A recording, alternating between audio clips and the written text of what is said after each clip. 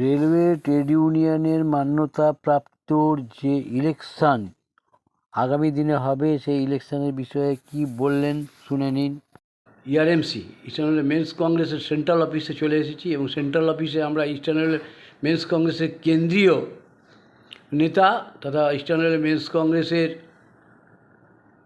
President এবং এনএফআইআর-এর assistant general secretary Shri Binod শর্মার সন্নিকটে আমরা বসে আছি। তার বক্তব্য নিয়ে নেব। সামনেই ইলেকশন। ইস্টার্ন রেলওয়ে মেন্স কংগ্রেসের পক্ষে আমরা বিনোদ শর্মার কাছে বক্তব্য নেব, তিনি কি বলছেন। স্যার বলুন, কি বলবেন আপনি এই যে সামনে নির্বাচন, রেলের ভোট? নির্বাচনকে কেন্দ্র করে আলাদা করে কিছু বলার নেই, যেহেতু ইস্টার্ন রেলওয়ে মেন্স কংগ্রেস সারা বছর 24 ঘন্টা রেল শ্রমিকের পাশে ছিল, থাকে এবং থাকবে।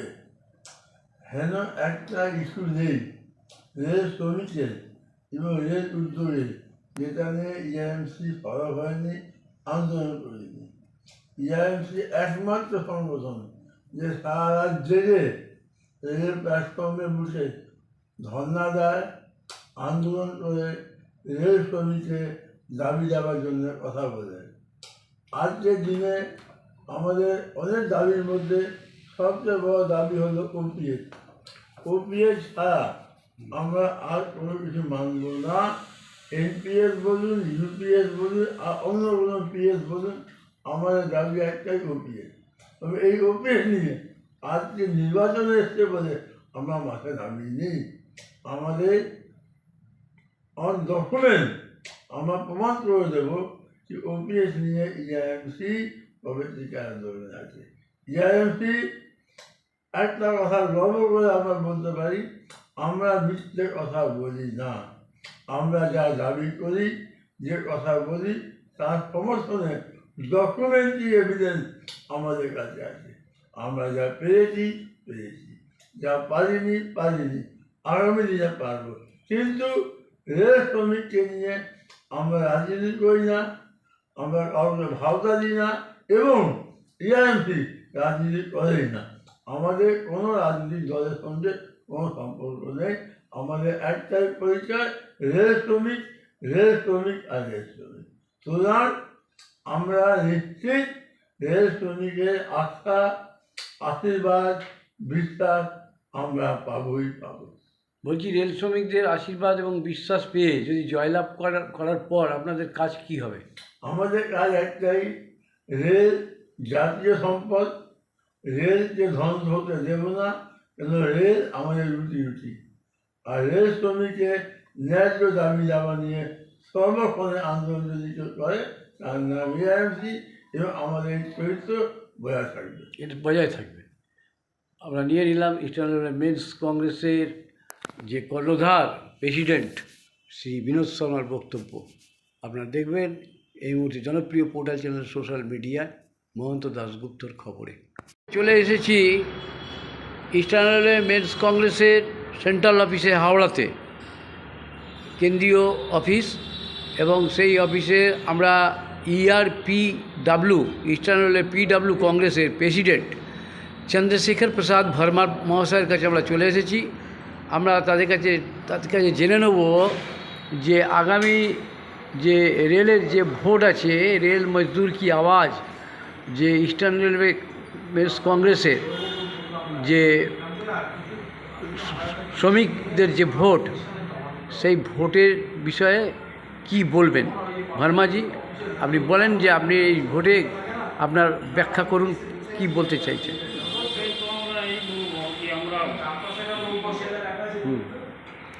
আমরা 2 বছরে যা কাজ করেছি,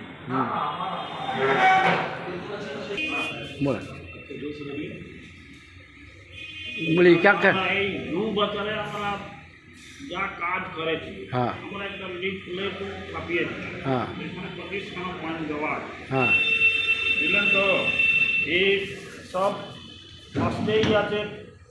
পে কমিশন নিয়ে সবসময় আমরা লড়াই করি, বিয়ে নিয়ে সবসময় লড়াই করি, তারপরে আমার প্রেসিডেন্ট শর্মাজি তিনখানা কাজ যেটা মানে অসম্ভব ছিল সেটা করে দেখিয়ে দিয়েছে। যেরকম প্রিন্টিং প্রেস উঠে যাচ্ছিল, কিন্তু ওনার প্রয়াসের ভৈয়াকে চিঠি লিখে দিল্লি বোর্ড থেকে এটাকে স্টপ করা যায়। কিছু লোক চলেও গেছে সারপ্লাস হয়ে, তারপরে মানে অর্ডার এসেছে কি এটাকে এখন ক্লোজ করা যাবে না। সেখানে হলো অর্থোপেডিক হসপিটাল, এরাও আমরা শুনলাম যে চলে যাবে বালিগঞ্জ কোথায় টালিগঞ্জ। হ্যাঁ, এতেও শর্মাজি সঙ্গে সঙ্গে NFIRকে চিঠি লিখে রেল বোর্ডকে জানিয়ে এটাকেও রুকেছে। আমরা পেনশনার, হ্যাঁ, পেনশন আমাদের জন্মসিদ্ধ অধিকার, এটা কেউ রুখতে পারবে না, বুঝলেন তো। আমরা OPS জানে, ওল্ড পেনশন স্কিম, আমরা জিতবো, আমরা 1 নম্বরে আসবো। OPS আমরা আনবই, এটা একদম শিওর থাকবে। যেরকম লিডার আছে আমার কাছে শর্মাজি, OPS একদম নিয়ে আসবেই। আমরাও এর ভেতরেই মুভমেন্ট করে যাচ্ছি। এখন তো জায়গা জায়গা আমরাও যাচ্ছি কোম্পানি করতে, কিন্তু যা দেখছি একটা পার্টি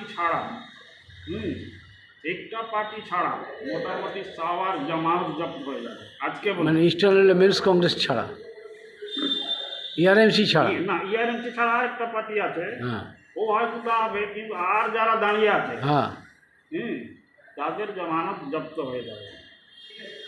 এই বলে আপনারাও মিডিয়া এই যে দাবি করছেন, যে আপনি যে এই যে দাবি করছেন, তা এই দাবির পেছনে জোর কিসের জন্য জোরটা পাচ্ছেন আপনারা? আমরা জোর পাচ্ছি, আমরা ফিল্ডে কাজ করছি, আমরা 12 মাস ফিল্ডে কাজ করছি, 24 ঘন্টা স্টাফের সঙ্গে থাকছি, সঙ্গে সঙ্গে ছুটছি। যেখানেই মানে টর্চারিং হচ্ছে আমরা সঙ্গে সঙ্গে সিনিয়র DPO DRM-কে জানিয়ে দিচ্ছি। স্টাফরাই তো ভোট দেবে, স্টাফ আমাদের সাথে আছে। আমরা জিতবো না, আমরা 1 নম্বরে আসবো, আজকে এইখানে বসে বলে যাচ্ছি। প্রথম কাজ কি হবে আপনাদের জিতবার পর?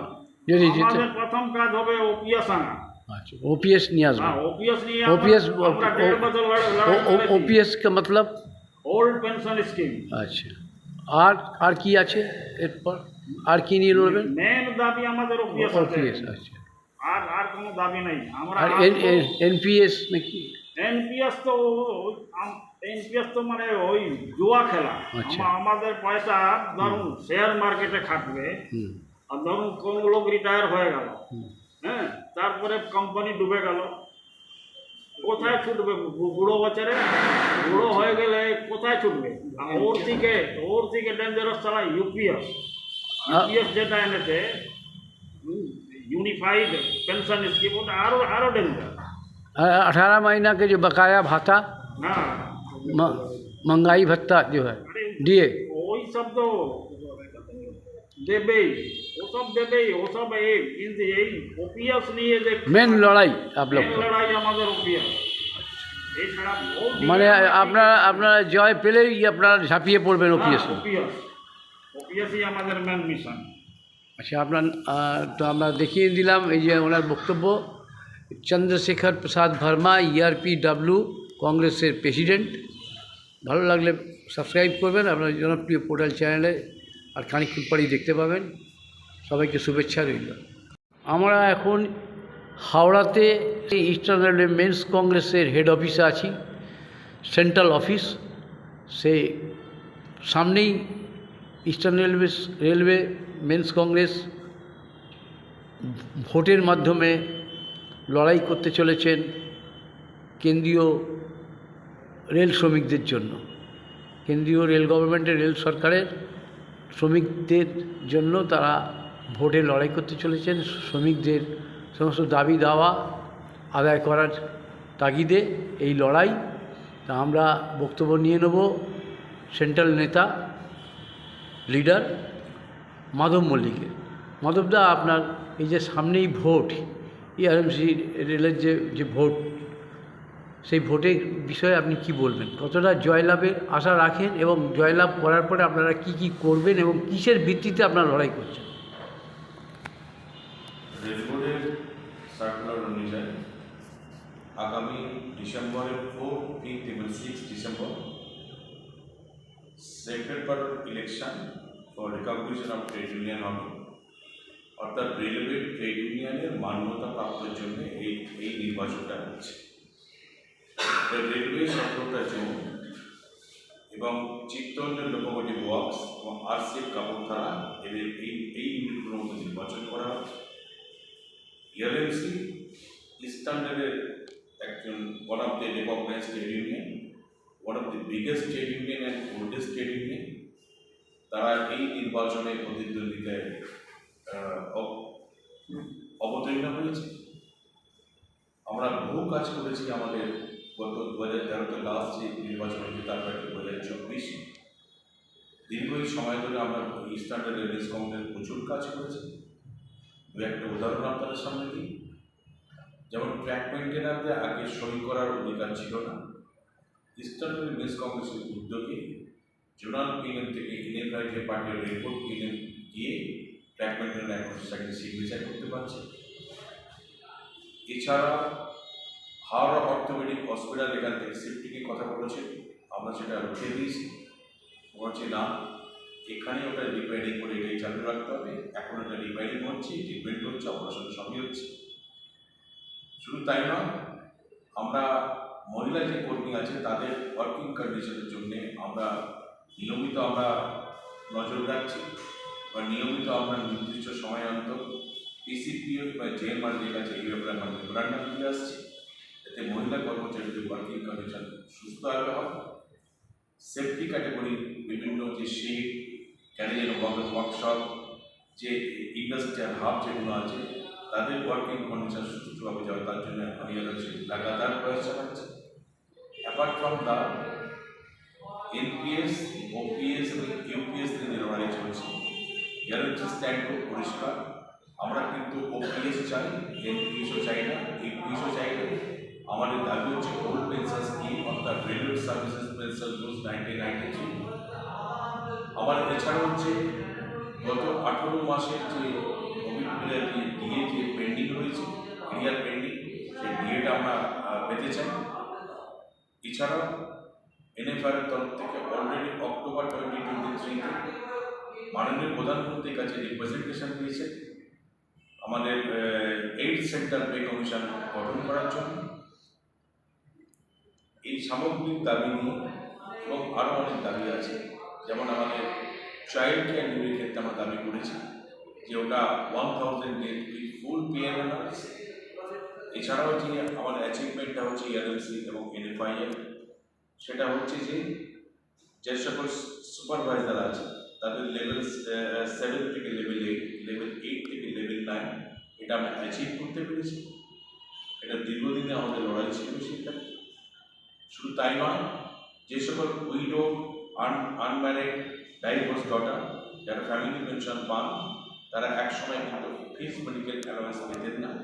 আমরা কিন্তু সে দাবি করেছি না, তাদেরকে ফিক্সড মেডিকেল অ্যালাওয়েন্স দিতে হবে। সেই মোতাবেক গত 7/7/2014-তে রেল বোর্ড সেই অর্ডারটা করেছে। এটাকে গ্রেট অ্যাচিভমেন্ট বলে আমরা মনে করি। এছাড়া যে অল ক্যাটাগরি আছে, মেডিকেল থেকে আরম্ভ করেছি, নন সেফটি থেকে আরম্ভ করে সেফটি ক্যাটাগরি, সামগ্রিক বিষয় নিয়ে আমরা কিন্তু ইআরএমসি নির্বাচনে লড়াই করছি। এবং আমরা মনে করি আমাদের সঙ্গে রেল কর্মীদের নিবিড় যোগাযোগ আছে। আমরা সম্প্রতি যে eastern rail employees cooperative bank লিমিটেডের ডেলিগেট ইলেকশন হবে, তাতে ইস্টার্ন রেলের মধ্যে ইআরএমসি 1 নম্বর পজিশনে আছে। সর্বাধিক ডেলিগেট কিন্তু আমরা নির্বাচিত হয়েছি। সুতরাং আমরাও কিন্তু এক্ষেত্রে আমরা বলবো এই যে ট্রেড ইউনিয়ন ইলেকশন হচ্ছে, তাতেও কিন্তু এই যে ট্রেড ইউনিয়ন ইলেকশন হচ্ছে, তাতেও কিন্তু আমাদের বিশ্বাস আর দৃঢ় বিশ্বাস ইআরএমসি ইস্টার্নের মধ্যে 1 নম্বর পজিশন হয়ে এবং এখানকার রিকগনিশন পাবে। সেই দৃঢ় বিশ্বাস দিয়ে আমরা এগোচ্ছি। আমরা নিশ্চিতভাবে জানি আমরা যে কাজ করেছি, কর্মীদের মধ্যে যে নিবিড় সম্পর্ক, তার পরিপ্রেক্ষিতে কর্মীরা আমাদের 1 নম্বর পজিশন নির্বাচিত করে ইআরএমসি জয়যুক্ত করবে রেকগনিশন পাবে। এটাই এইটুকুই আমাদের বক্তব্য। কর্মীরা যে আপনাদের জয়লাভ যদি মানে করবার চেষ্টা করে বা জয়লাভ পান আপনারা, তাহলে জয়লাভ করার পরে আপনাদের প্রথম কাজটা কী হবে, কোন কাজে ঝাঁপিয়ে পড়বেন? জয়লাভ করার পরে মূল যে কাজ হচ্ছে আমাদের এনপিএস, এটা পরে ইউপিএস হিসেবে সেন্ট্রাল গভর্নমেন্ট ঘোষণা করেছে, আমরা সেটা কিন্তু ঝাঁপাবো। এনপিএস নয়, ইউপিএস নয়, আমাদের কিন্তু ওপিএস দিতে হবে, ওল্ড পেনশন দিতে হবে। এটা আমাদের টপ প্রায়োরিটি প্রোগ্রাম। আমরা ওপিএস নিয়ে মূল ঝাঁপাবো, তারপরে আমরা ঝাঁপাবো আমাদের এইড সেন্টার পে কমিশন গঠন করার ক্ষেত্রে, এটা আরেকটা বিষয়। আরেকটা ঝাঁপাবো আমরা গত কোভিড পিরিয়ডে যে 18 মাসের যে এরিয়ার পেন্ডিং আছে সেটার জন্য আমরা ঝাঁপাবো। এই তিনটে দাবি নিয়ে আমরা মূলত আমরা কিন্তু তারপর সঙ্গে সঙ্গে ঝাঁপাবো। এছাড়া আমাদের প্রচুর দাবি রয়েছে যেগুলো আমরা ডিপ্রেটি আকারে থেকে কর্মীদের মধ্যে আমরা দিচ্ছি। এআরএমসি অ্যাচিভমেন্ট, এনএফআইআর অ্যাচিভমেন্ট, এআরএমসি কি পাবলিক পেন্ডিং ডিমান্ড কী আছে এবং এনএফআইআর পেন্ডিং ডিমান্ড কী আছে সেগুলো নিয়েও, এটা ছাড়া আমরা সেগুলো নিয়েও সামগ্রিকভাবে ছাপাবো। আমরা এই মুহূর্তে মাধব মল্লিক, যে ERFC ইস্টার্ন মেন্স কংগ্রেসের কেন্দ্রীয় নেতা, সেন্ট্রাল লিডার, তার বক্তব্য নিয়ে নিলাম জনপ্রিয় পোর্টাল চ্যানেল সোশ্যাল মিডিয়ায়। ভালো থাকবেন স্যার, সময় দেওয়ার জন্য। ধন্যবাদ।